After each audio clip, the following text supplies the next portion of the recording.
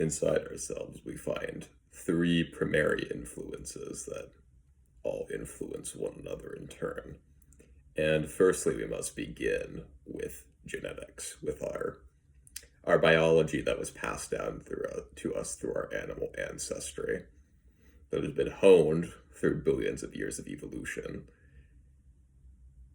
Now, this facet, as I stated, is by far the oldest, and is also the first to develop amongst us even when we are children.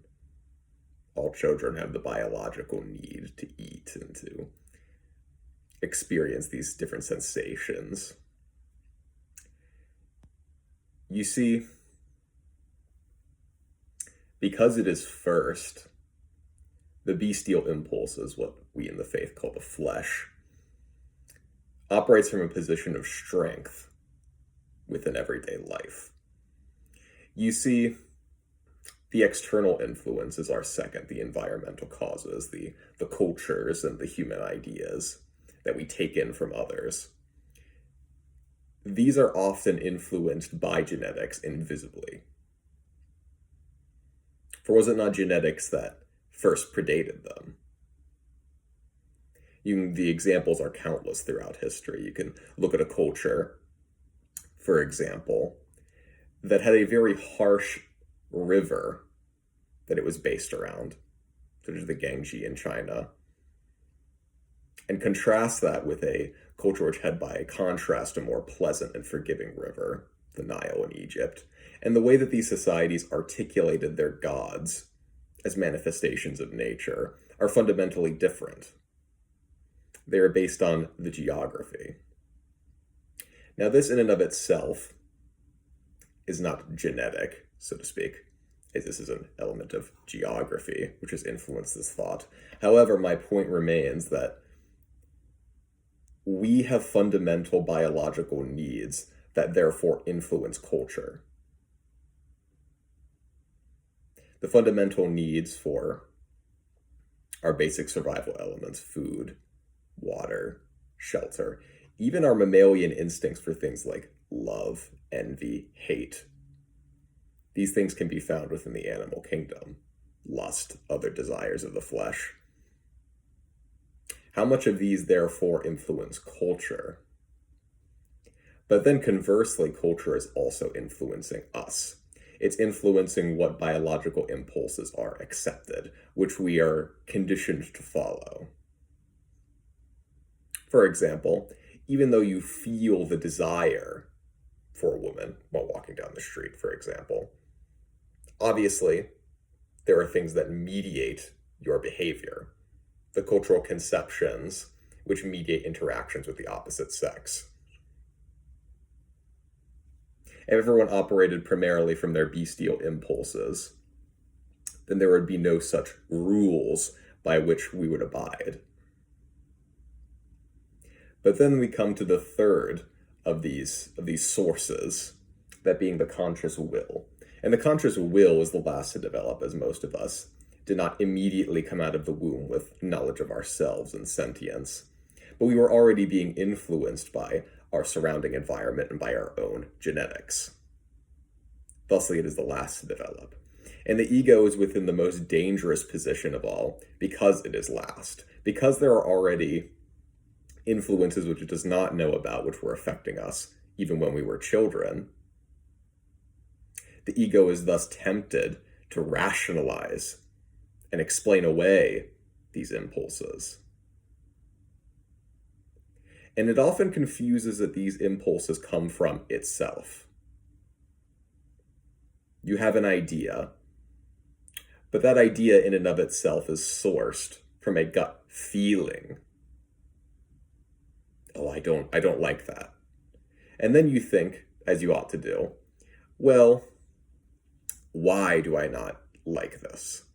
And thus your gut, your flesh, has tasked your ego with coming up with words to justify itself. It's asking the ego, why? Of course, it has feelings in and of itself, and it doesn't need the ego to justify it. It'll have those feelings regardless. But it understands that we require a certain need, a certain justification, even if it's only to ourselves. And thusly, the ego will provide that justification readily. Oh, well, that person isn't dressed appropriately. Their mannerisms are not to my liking, etc., etc. And the rationalizations that we use to justify our gut impulses are oftentimes given to us by a culture.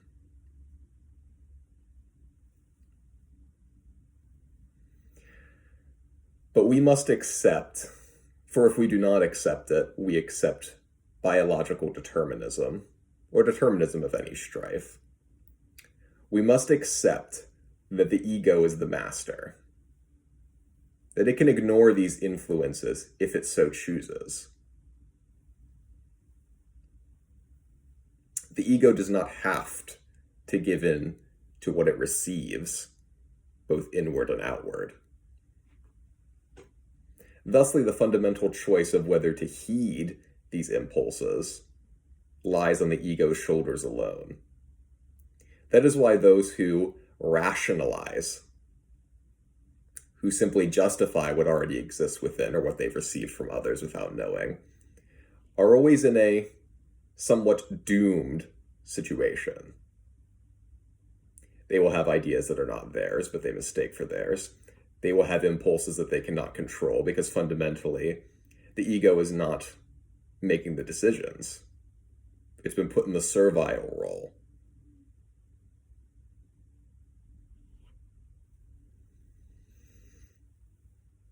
When we accept the Christ, firstly, our egos are the ones that are accepting, and we hear the word, and then we accept it into ourselves because we choose to accept it.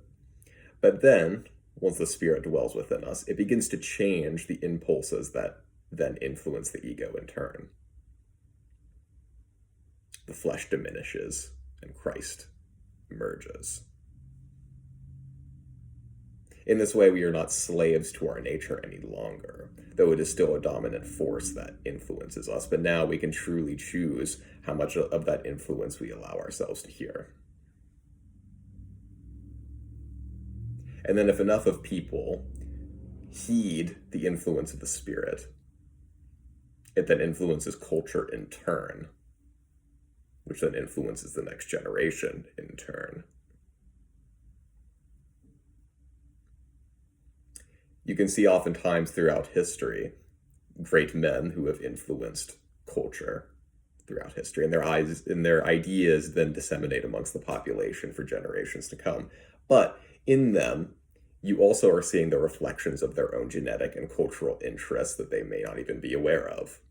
This is the fundamental flaw of humanity, or one of the fundamental flaws, and it precludes us from reaching perfect knowledge because no one is perfectly objective.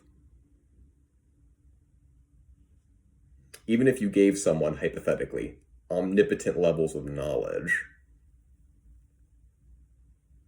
I still do not believe that they would reach a perfected conclusion due to this fact. What they've already intaked will be subtly guiding them away from certain ideas and towards others.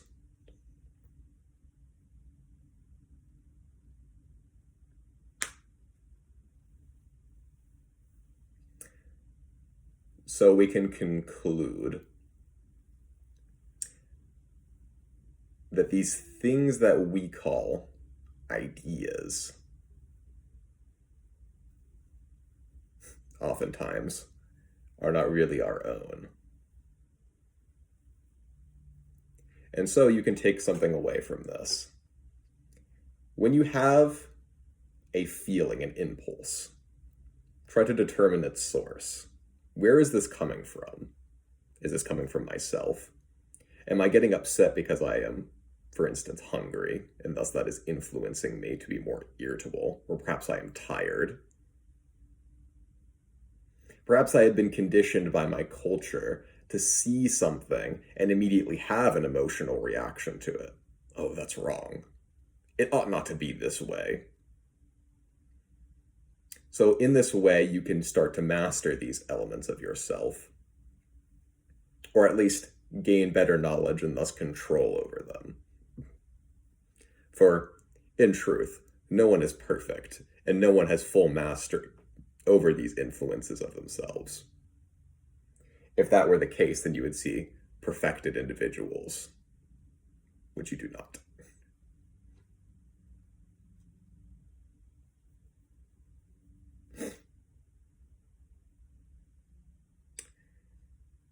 But even though we cannot in and of ourselves reach perfection, this journey towards sanctification and allowing ourselves to be transformed into an image more resembling of Christ in and of itself is worthwhile.